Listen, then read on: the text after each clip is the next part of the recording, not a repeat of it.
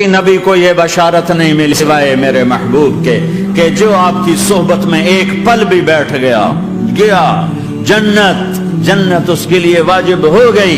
میرے نبی مسجد میں داخل ہوئے، آپ کے دائیں طرف ابو بکر تھے، بائیں طرف عمر تھے، سامنے لوگ تھے، اور لوگوں نے آپ کو دیکھا تو آپ نے دونوں کے ہاتھ پکڑ لی، ادھر ابو بکر کا ادھر عمر کا، پھر کہا مجھے دیکھ رہے ہو؟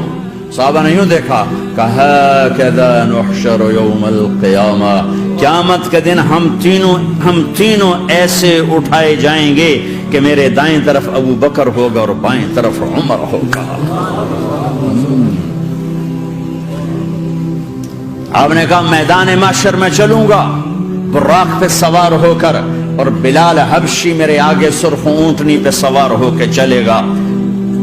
صحابہ علی کا ہاتھ پکڑا، سینے کے قریب کیا، علی تو خوش ہے؟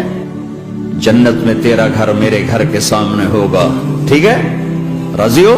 حضرت علی رونے لگے کہ یا رسول اللہ میں راضی ہوں۔ عثمان، جنت میں ہر نبی کا ایک ساتھی میرا ساتھی عثمان ہے۔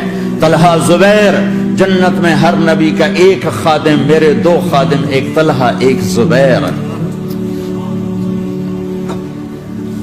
ایسی بشارتیں کوئی نبی نہیں دے گیا، ایسے تذکرے کسی نبی کے ساتھیوں کے غلاموں کے نہیں ہوئے۔